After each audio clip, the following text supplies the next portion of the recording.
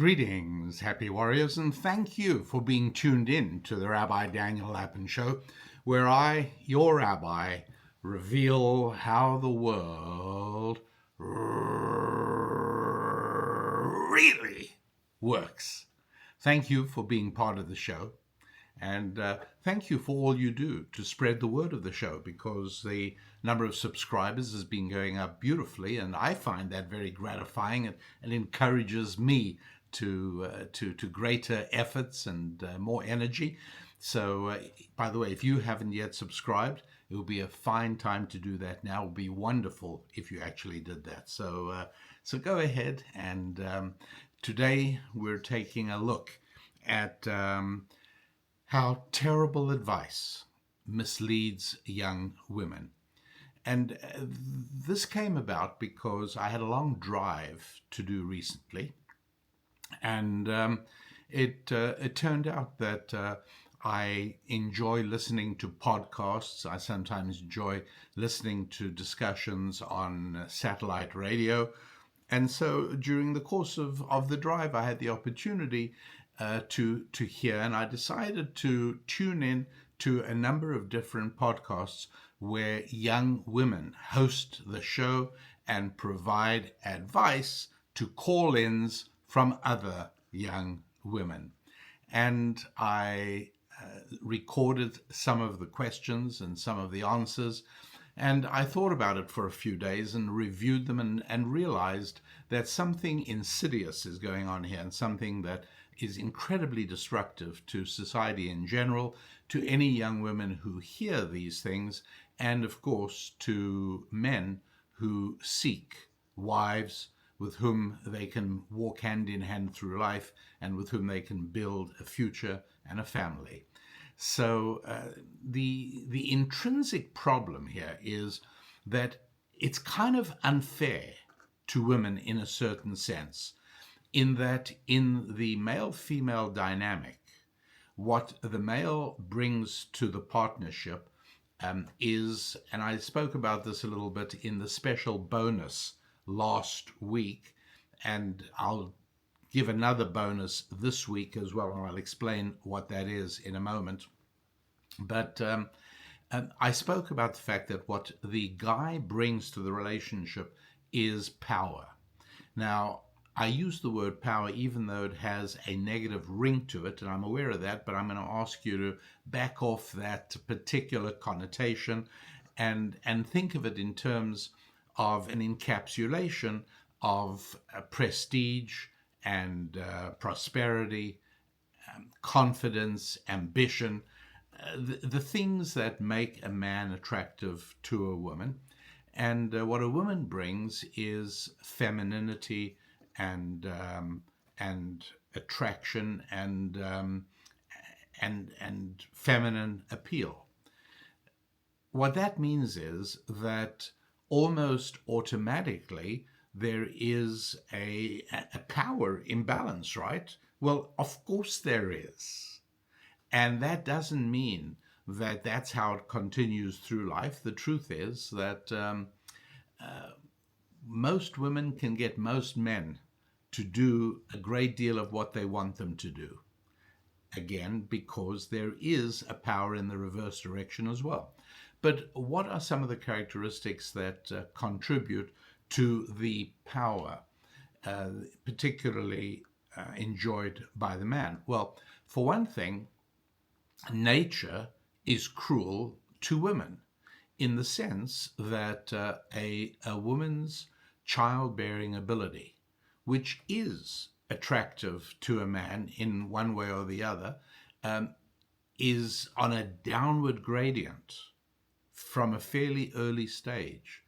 And so if it is at a height at, shall we say, approximately 18 to 23, shall we say, from there onwards, it's going down. And this is not something that is often taught to young women and explained to young women. And yes, it is true that they can conceive at 30 and 35 and 38 and 40 and 42. Yes, many women can conceive at those ages, obviously. But what nobody tells women is how much harder it gets. And so, whereas a man's value seems to go up as time goes by, he becomes more capable, he becomes more powerful, he becomes more prosperous, and astonishingly, his capacity to conceive a baby does not appear to be significantly diminished as the decades go by. But for a woman, it does. Another area in which it is, and again, we've touched on this in the past, and that is that relationships, for the most part, are initiated by men, particularly durable and wholesome relationships tend to be initiated by men. And I know the feminist movement shrieks in indignation. Why should that be? It's an old-fashioned dynamic, and there's absolutely no reason why girls can't ask guys on dates. And of course, there's no reason why it is that women cannot propose to men. And the response to that is, welcome to how the world really works. And what that means is that, yes, an invitation to casual sex, an invitation to a hookup, an invitation to a fun date, yeah, that can probably be initiated by a woman, but it doesn't necessarily, no, I'm not going to say necessarily. For the most part, it does not go beyond that. Can a woman propose marriage? Go ahead, be my guest. But again, the power dynamics of the relationship are such that men, for the most part, are there exceptions? There may well be. Never met one myself, but there may well be some. Men, for the most part, do not react well to being proposed to by women. It can happen. It sometimes does. On my radio show, I remember a woman calling in when I was discussing this and said, well, I proposed to my husband. And a thought suddenly crept into my mind, and I decided to take a chance. And I said to her on the phone, and how long did you remain married? And she said, 6 years, but that's got nothing to do with it. No, it has a great deal to do with it. The fact is that the initiator is the power player in exactly the same way that a transaction takes place when a customer makes the decision to purchase. Now, there's such a thing as competent salesmanship and professional salesmanship, but the customer is always right. Why? Because the customer has the power. The customer holds the wallet and says, yes, I want to purchase that product or that commodity or that service, or I don't. And so in exactly the same way, if a man picks up the phone and invites a woman out to a date, he is the initiator. It doesn't generally work so well the other way around. And generations of women have understood that that means you stay and wait for your phone to ring. And one protests this mightily, that this is old-fashioned and it's sexist, and none of this has to apply in these modern, enlightened times. But unfortunately for the left, unfortunately for progressives, there is something called human nature, and there is no sign whatsoever that it is being dramatically changed. Now, I want to make sure that you all understand that we, Susan and I, and our team have a very special relationship with our Happy Warriors, members of the Happy Warrior community, and to such an extent that in an effort to say a special big thank you to those who are Happy Warriors, we tend, I try to do it every week now, we try and give, especially for the Happy Warrior community, we've tried to set up a special bonus part of the podcast. And so because there are a few things that I don't really like saying in public, and nothing could be more public than the podcast, there are certain things I prefer saying in a slightly more private kind of environment where it's a little safer. Yes, I know one constantly runs the risk of being cancelled for telling the truth, and I have no doubt that the many, many attacks I have sustained on the internet will continue, and there'll be times where they increase in intensity, there'll be times they decrease in intensity, but at any rate, it's easier for me if I make available certain things just to the private community, the happy warrior crowd, if you like. But here's what I'm talking about today. I'm talking about the advice that I heard bewildered and baffled and puzzled and perplexed young women ask the equally puzzled and baffled and puzzled and perplexed young women hosting the shows.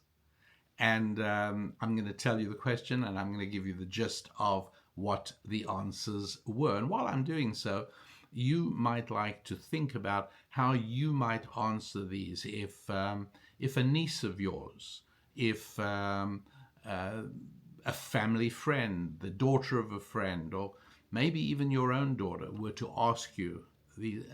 It would be unlikely to hear these from a daughter, but here's number one, which I hope you find interesting.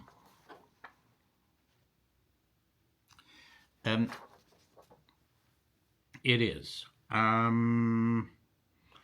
am 27, and I've been dating my boyfriend for about 4 years. So from the time she was 23. And he's wonderful. He treats me like a princess, and I really love him. But my parents and some of my cousins, yes, we are a large, close family, are starting to resent him. They say that 4 years is far too long to date. So you get it? She loves this guy. She's deeply committed to him. She's 4 years into a dating relationship. And understandably, her parents are saying, hey, you know what? You're 27 already, and we'd like to know where this is going. We think you should be interested in knowing just where exactly this is headed. And so she says, my parents and some of my family members are starting to resent my wonderful boyfriend, who's everything I've always been looking for. And the advice given, what the young woman hosting the show said to her was, it's none of their business. And how long you choose to date is entirely it's up to you. However long it makes you happy is exactly how long you should date for. There is no reason to put him under pressure. There's no reason. I mean, are you even really sure that you want to get married? After all, aren't you having fun? Don't you enjoy this kind of freedom that you have? And that was the gist. And they conversed a little bit along these lines. But the host, who has a certain persuasive ability, if for no other reason than she hosts a show to which a lot of people are calling in for agony advice, you can see her having an impact. You can listen to the girl who called in, the 27-year-old girl who called in. You can hear her doubts melt away, and there were repeated references to things like, look, this is not really your parents' business. You're an adult, you're 27 years old. You got to draw boundaries. You got to tell them to mind their own business.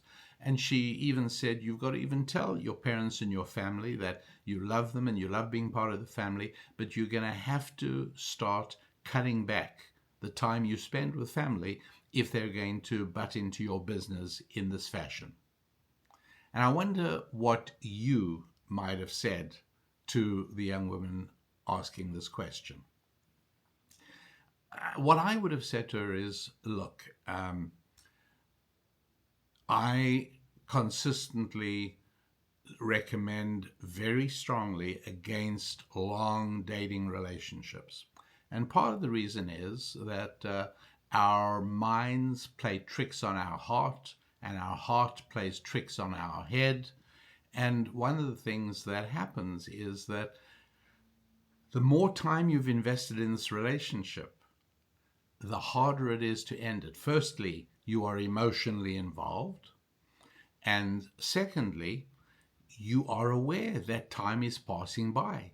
You're a woman, and your body reminds you every single month that time is passing by. And deep down, there's a part of your soul that yearns to be a mother. And you'd like that, ideally, to be together with an involved father to whom you married. And so with the time you've already invested, which is 4 years, you are very reluctant to walk away from this. You're very reluctant to issue anything that could sound like an ultimatum, and that could maybe make your boyfriend decide to walk away out of fear. He doesn't, he's not ready to move ahead to marriage. Maybe he doesn't want to be married at all. And if up till now you've given no indication that there's anything wrong with the relationship, he assumes that you're as happy with it as he is. And therein lies the whole problem. This is very much against your interests, but then it was against your interests 3 years ago. It was against your interests 2 years ago. And it was even against your interest 1 year ago after you'd been dating him for a year already.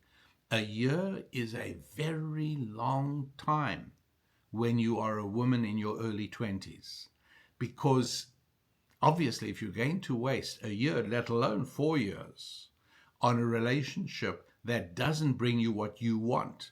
And again, this is a very big difference between men and women.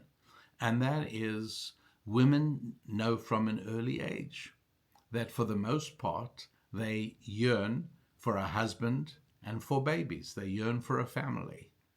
And I remember when our daughters were young, and when I say young, I mean 4 years old, 5 years old, 6, 7, 8, 9, 10. I remember the floor of our family living room was very often cluttered with bride magazines. That's right.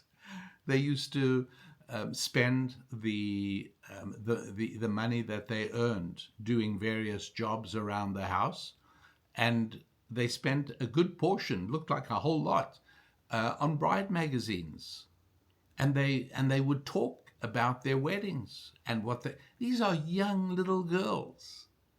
And our 6, 7, 8, 9, 10, 11, 12-year-old son, 16, 17, 18-year-old son, not during any of these periods was he buying bridegroom magazine. Oh, wait, there isn't such a thing. Well, that tells you all you need to know right there. That's right. Women yearn early for the opportunity to build a nest, to make a home, to have a husband, and to have children. Guys don't. And so I would say to her, you got to understand that already a number of years ago, you're 4 years into this, a number of years ago, you already started feeling anxious about this. And you were trying to figure out how to find out if he was a long-termer, if he really meant this to be something real and lasting, or whether he was just enjoying it. And you discover little by little that guys are perfectly capable of dating you for 4 years without a thought of marriage creeping into their hearts in any way whatsoever. And so the advice given to this young woman was horrible. I felt awful about it. Your parents, of course your parents are worried. Of course your parents want to see you settled and married with a home and a husband. Of course they want that. And your cousin, these are people who love you and they want the best for you. And you've come from a large, happy, connected family. And that means that a lot of people got married and they're all waiting for your wedding. And they've been waiting for several years already. and they don't see any sign that it's getting any closer. And they don't see that your boyfriend, who's been invited to numerous family events already, they don't see that he is making any kind of progress towards an engagement and a marriage. And obviously they're worried. And so the advice of, hello, they must butt out of your business, you're an adult. No, that's terrible advice. There's a reason that the people who love you most are the most unhappy about what is going on. And the notion that that girls enjoy endless dating without purpose, what I call non-courtship, that they can enjoy that as much as guys do, is simply not true. It's simply not the case. Girls date consciously or subconsciously with the goal of bringing it towards a marriage. And there's an understanding as well, and something that women get that men don't get very early, and that is that for men, sexual variety and novelty is very appealing, right? If you think about it, that's one of the reasons that there is a pornography industry. Why should there be anything more than a duplication industry, right? Let them produce one piece of pornography, and then they can duplicate it millions of times, and every time a man wants to buy pornography, he can get that piece of pornography. Why is it that there is a constant stream of manufacture, right? Because men yearn, and we're not talking now about whether it is a good thing or a bad thing, but men yearn for novelty. Women yearn for permanence. And so a first-time physical relationship with a new partner for a man is intrinsically thrilling. And he can be quite capable of thinking to himself, you know what, next week I'm going to have somebody new. And for her, that relationship that has just been launched in a physical sense would be best of all if she knew it was the first of a lifetime of such connection. Men don't intuitively think that way. They need to learn that. It has to be learned, and it is true. But women know it intuitively. And any attempt at trying to get by it and overcome it generally meets with failure. And when I say that there are certain things that are true, and even though we men may not necessarily know it, I'll give you another example. One way in which the dating app industry does men a tremendous disservice, and I would say women also actually, it does it a huge disservice. You know how? Because we are not created to encounter 100 potential life mates within an hour. And the fact is that you can page through an app, a dating app, like, well, I don't have to tell you what they are, and literally you can go from one prospect to another, after 20 seconds. I mean, you literally could see, 120 in an hour. You could actually easily see that.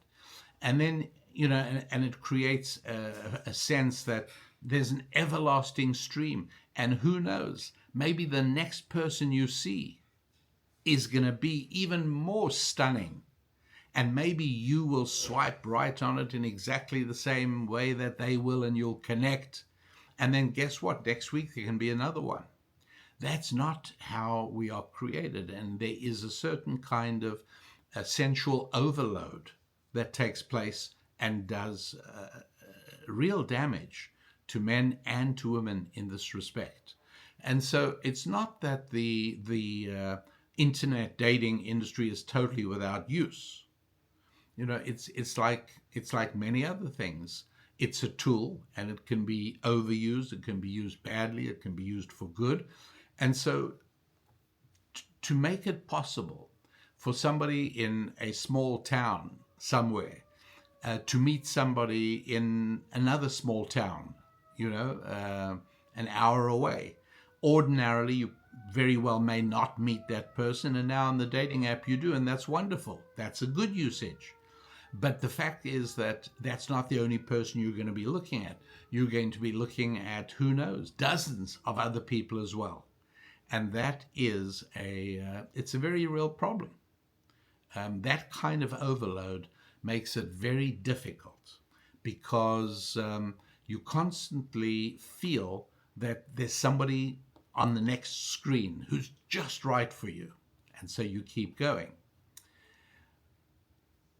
Part of the problem is, and this is a very important point I want to just stress for all of you, and for anybody you introduce this show to, perhaps a younger person who could benefit from hearing it. You're told again and again and again that the most important decision you make is who you're going to marry. Right? That's your most important decision. So much so that if you were to ask young people in your acquaintance this question, I am sure you will be fascinated by the answers you get, as I am.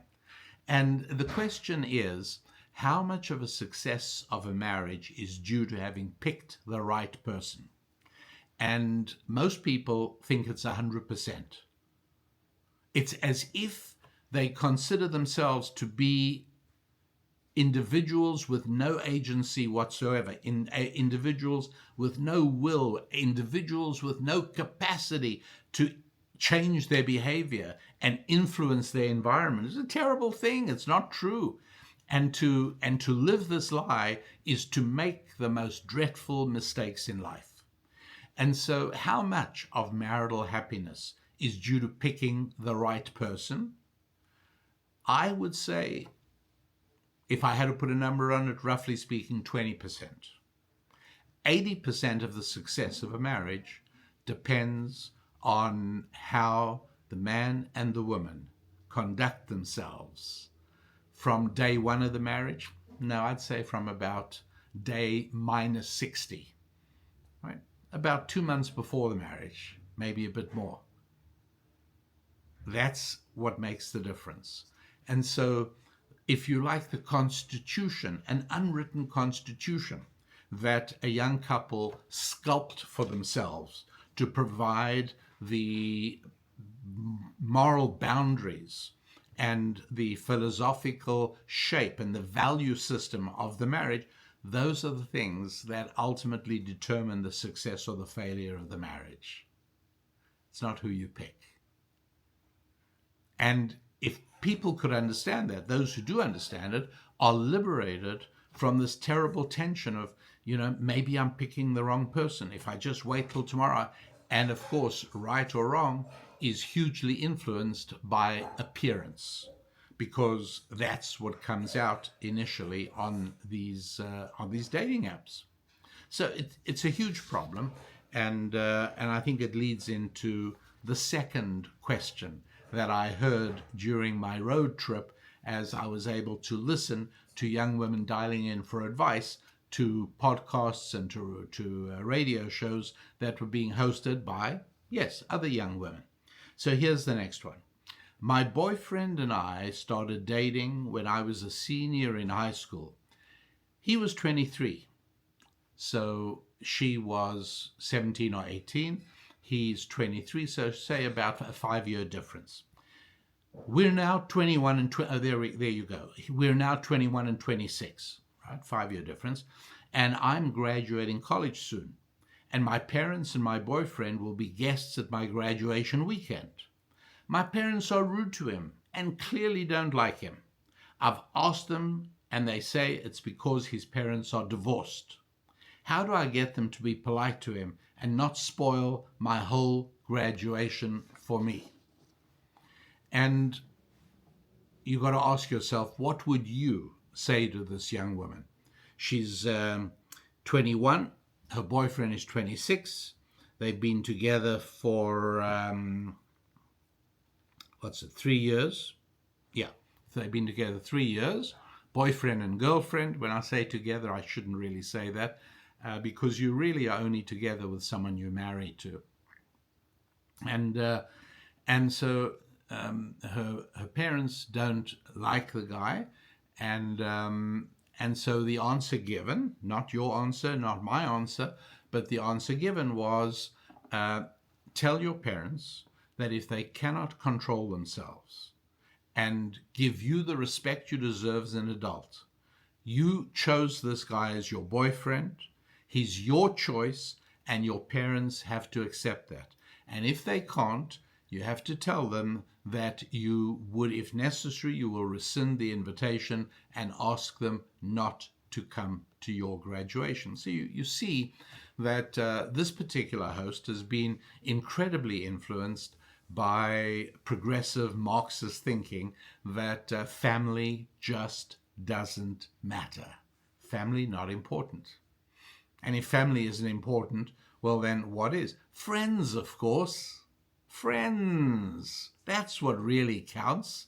Friends are much more important than family. You know why? Because you can choose your friends. You don't get to choose your family. And all of that is true. But what an extraordinary piece of advice. No question at all. I was waiting for the host to say, why do you think they are bothered by the fact that your boyfriend's parents are divorced? Wouldn't you like to know how old he was when they divorced? Was the divorce acrimonious? Get a little more information. Why do you think your parents, girlfriend, why do you think your parents are unhappy because he's divorced? Well, he's a bit older than you. You started dating seriously, it seems, when you were still a senior in high school. You were like 18, and he was a bit older. He was 23, 5 years older. And they are concerned because they see the years going by, and they also know that the statistics for divorce of people who themselves grew up in divorced homes are pretty bad. In other words, the damage that a divorce does flows into the next generation. Really and seriously, it really does. That's a very big problem. And your parents are obviously very aware of that. And so, yes, they are concerned because this is moving on. Is it going to lead to marriage or not? Well, you see, they're worried either way. Try and put yourself in their place. If this isn't leading to marriage, then your years are going by and your opportunities of meeting somebody who really would become a wonderful husband are diminishing significantly year by year. So if this is not leading to marriage, they're worried.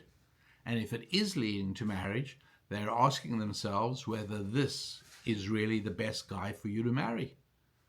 And one point against him is the fact that he is someone who grew up of divorce. Now, is this, and by the way, the term that the host used repeatedly was, how judgmental of your parents.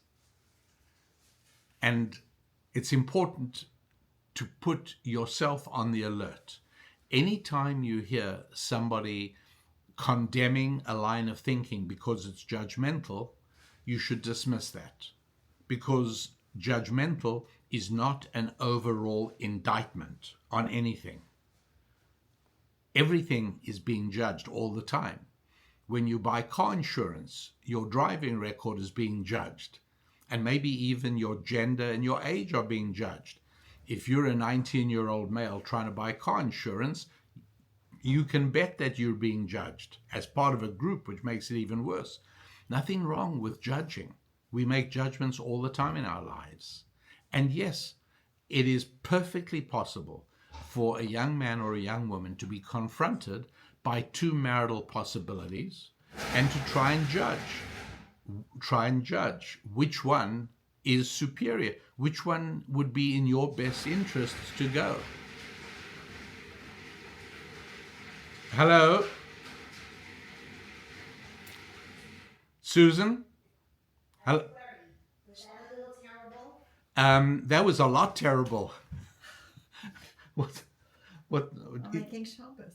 And so what was that dreadful noise going on there? Strawberries, frozen strawberries being mushed. Oh, yeah. Sorry, Okay, I was so... a little, but I mean, I'm pretty far away from you. I was hoping Not you would. Look, I don't want you to be far away from me, but when it comes to that sort of racket, all right, well... It's just a little bit more. Could you just pretend you don't hear it? I can pretend, and I can ask our audience of happy warriors, please pretend you cannot. You see, here's what's happening. Today is Thursday, and you'll be listening to this podcast in the next few days. But in just 2 days' time, we have Shabbat. And when Friday night arrives and the sun goes down, Susan lights candles, and from then onwards, no more work is done. And among the work that isn't done is cooking. And so all the food that we are going to enjoy with our family and with our friends on Friday night and on Saturday daytime, well, all of that is prepared beforehand. And since Susan and I are busy preparing a new resource for you on Friday, she has to be preparing today.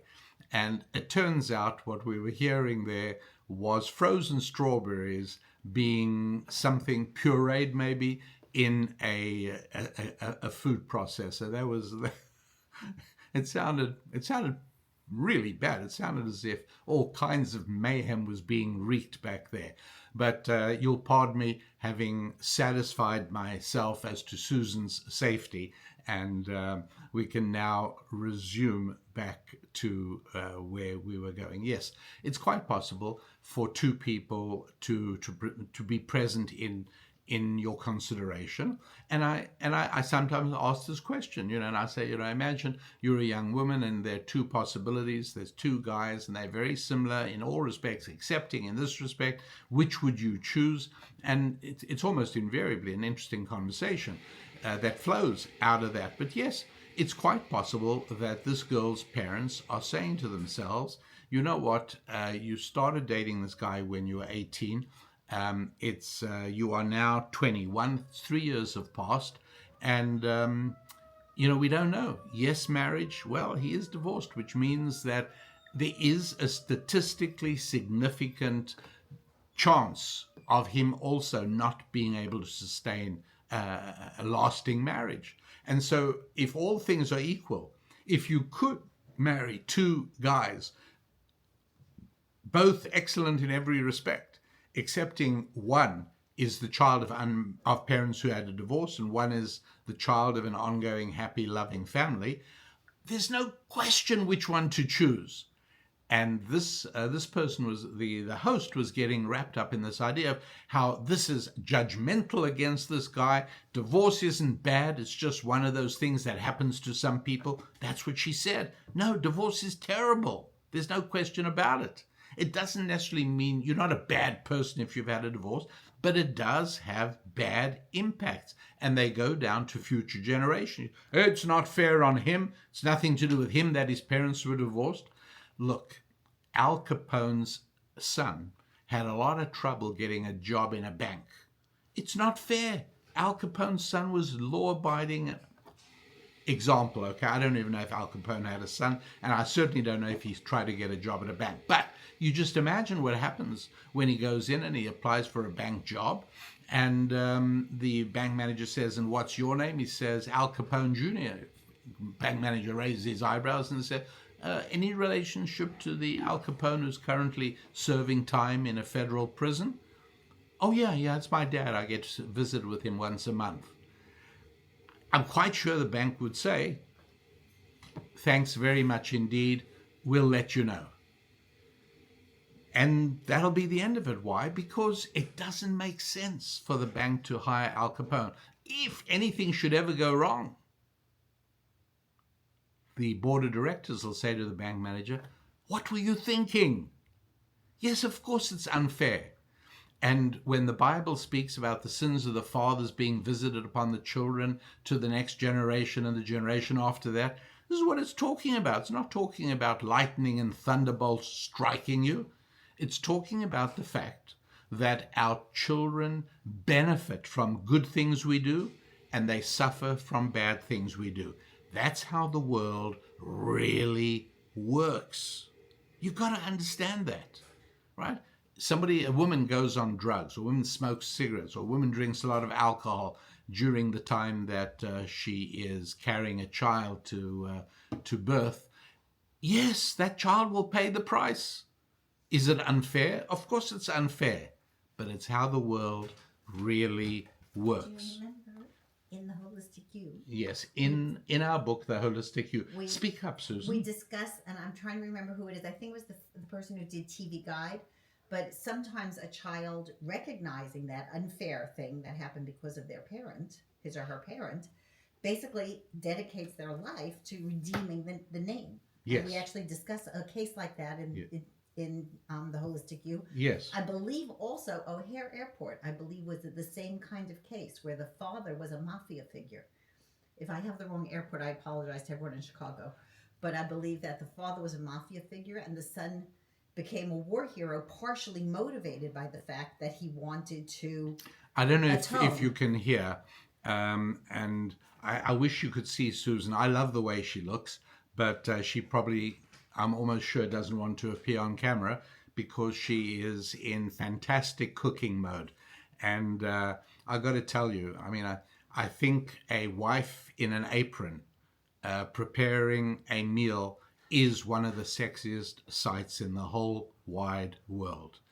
But what she was talking about was that the founder of TV Guide, a Jewish guy, I forget for the moment what his name was, but we write about this in our book, The Holistic You, which if you haven't got yet, please go online and read about it, because I think you'll see that it's an addition to your library that provides you with tools. And it's on sale this week for the first time on our website at rabbidaniellapin.com, rabbidaniellapin.com, and you are able to have a look at it right there at the website. So yeah, this was a case of the life of a son absolutely being impacted. The father ended up in jail. I think it was tax issues. I don't remember exactly.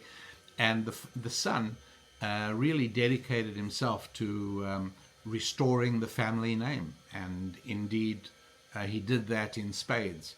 And then Susan also said that O'Hare Airport was named also after somebody who became a war hero, O'Hare Airport in Chicago. And I was trying to, I guess I'm not flying a whole lot at the moment, but I used to know all the three-letter designators of O'Hare. What is it? Anyways, don't have to waste your time while I indulge myself on that nonsense. But apparently also that same thing. Look, it's not fair, and it isn't fair the other way either, is it? When somebody has a fantastic start in life because her parents stayed married and they left her a fantastic legacy with a lot of connections and a big family. Of course she's better off than many other girls of the same age but of very different backgrounds. Now, neither of these girls did anything themselves to bring about, in one case, a really tough, unenviable, unfortunate quality of life, and in the other case, a wonderful life. The girls themselves did nothing. It's all what the parents did. Yes, that is exactly right. And it's part of God's system for encouraging us and incentivizing us to live our best lives because we care about our children. It's the most natural human instinct to really care about your children. And knowing that if you make a success of your life, your children have it better, that is a huge incentive. Be aware of it. It's true. It's real. Okay, third question. I've just turned 31. This is a young woman speaking to a female host of a show. I've just turned 31 and have been in 4 serious long-term relationships.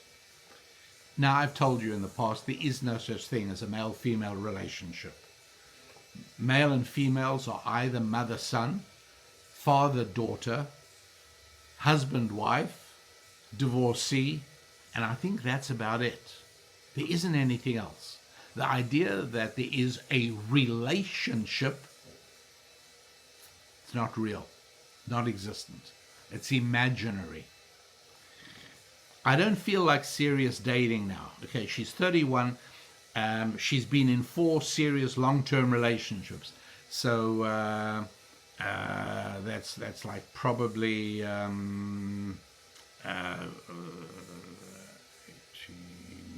gosh, yeah, it's probably, I'm just trying to estimate, maybe 3 or 4 years each. That's a lot of time to waste on relationships. Gosh, young women, this is why I'm talking about it today. They are so easily damaged because they are more vulnerable than guys for the reasons we've been discussing. Substantially more vulnerable. You got to see that. And so she says, I've just turned 31. I've been in 4 serious long-term relationships. I don't feel like serious dating now. I don't blame you. I understand that feeling. You're worn out. Here she says, I'm just exhausted from it all. And I just want to have a bit of fun. And if I could play some very ominous organ music from old-time radio shows, that's what I would do right now. The trouble is that after each of my last 5 hookups, I've been tormented by feelings of becoming, and here's a word I didn't even know was a thing, I've been tormented by feelings of becoming slutified. I've been feeling dirty and unworthy. My therapist says I have to get rid of the dated value system that is poisoning my mind. And I must just keep up, as there is nothing guilty about sex, and the more I do it, the more I will be able to just enjoy it without making these horrible value judgments on myself. And the hostess of the show said to this young woman, well, welcome to 31. You're entering your sexiest phase of your life. How wonderful. Oh, I just know, I can feel that you are about to experience wonderful times. Really? Feel? What are you, a gypsy fortune teller? That's what they get from. And this girl said, oh, I can't believe I'm talking to you and you're saying exactly what I need to hear. No, she's saying what you want to hear, not what you need to hear. It's painful, I have to tell you. It is painful listening because my heart goes out to these girls whose lives are being harmed by this sort of rubbish and by this entire cultural message by means of which they are living these critical early years of their adult life. And so the hostess says, yes, your therapist is exactly right. Listen, the more you do it, the less it's going to bother you. And there's some truth in that, I'm afraid. And so stop judging yourself. You're not a slut. There is no such thing as a slut. It's a sexist judgment, and it's irrelevant, and it has nothing to do with anything true. Just enjoy these years, and when the time is right, you'll find your future boyfriend. They love this term boyfriend again and again and again and again. I've spoken about many times in the past. Ladies, you don't have a boyfriend. There isn't such a thing. There really isn't. Don't buy into it. Fiance, I don't buy that either. It also doesn't. It means a little bit, but not a whole lot. There's husband, and that's it. I guess ex-husband maybe. That's all. It's so sad to see this. So here's a young girl whose instincts are telling her, this isn't good. What you're doing isn't good. This does change you. If you don't like the word slutify, it changes you anyway. It changes men too, but not nearly as seriously. Yes, it does make it harder and harder for you to form a permanent bond down the road. And again, the statistics are absolutely valid and reliable on this. And the truth is, even a thought experiment would prove it to you if you don't like the statistics. But the bottom line is, the more relationships you endure before marriage, the less are the chances of a long-term, enduring, happy marriage. It's bad news, I know. I hate to tell it to you. But my hope in talking about these things, whenever I talk about them, whenever we write about them, Susan mentioned our book, The Holistic You. When we talk about these things, it's in the hope of a girl hearing them while she is still young enough to benefit dramatically from it. You know, when people say it's never too late, it's another one of those lies. It may be never too late to do something, but it is most definitely it's most definitely too late to do today what you could have done yesterday if it still had been yesterday. In other words, the earlier you act, the more options you have. It's pretty straightforward. Let me do one more. Here comes the final one. I'm 17 and just met my first real boyfriend. I love him very deeply, and we've been on 6 dates. Each one is more exciting than the one before. Every time he touches me, I feel closer to him. I've been raised by a very old-fashioned family to believe that good girls wait for marriage. I am worried that if I don't soon go all the way with Jim, he'll leave me. Right. And again, the hostess says to the 17-year-old girl, look, in another year, you're an adult. And by the way, she didn't even bring up issues of statutory rape and legal. She didn't even mention these things. She just basically said, follow your heart. Just, you know what, you love him. That's the important thing. And your parents are of another generation. We today have much more enlightened attitudes towards sex. And so this idea that you've got to hold on to it, get rid of that, girlfriend. You don't need those ideas. Damaging this girl's chances for a happy future. No question about it, right? No question. And yet this is the advice that's being doled out. And I listened to 3 different shows. And, you know, this was a collection. I took down more of them as well from the various shows I was listening to. But what is common to them all is that they are all being given the same kind of advice. It's advice that is the very opposite of ancient Jewish wisdom. It's the advice that is opposite to generations of human experience, really. And it's advice that, for the most part, is more likely to produce unhappiness than happiness. And this is being doled out on the air, on radio, probably on television as well, although I don't know, but certainly throughout the internet. And listening to the young women gushing in gratitude for the advice, it was pretty amazing, really pretty amazing. I'm going to, in the bonus section for Happy Warriors, because I love you, is going to be a 5th question. And this one is about a young mother and her wealthy mother-in-law.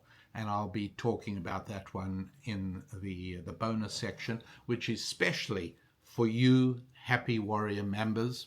And I welcome you very much to become part of our community, where not only do you have access to an entire library of information of ancient Jewish wisdom impacting your life in the 5 crucial areas: family, finance, faith, friendship, and fitness. And of course, our book, The Holistic You, clarifies the interaction between all of these 5 different areas. So until next week, I am your rabbi, Rabbi Daniel Lapin, and I want to thank you for being part of the show. Thank you for spreading word on the show. And I want to wish you a week of growth, onwards and upwards, in your 5 F's: your family and your finance, your faith, your friendship, and your physical fitness. I'm your rabbi. God bless.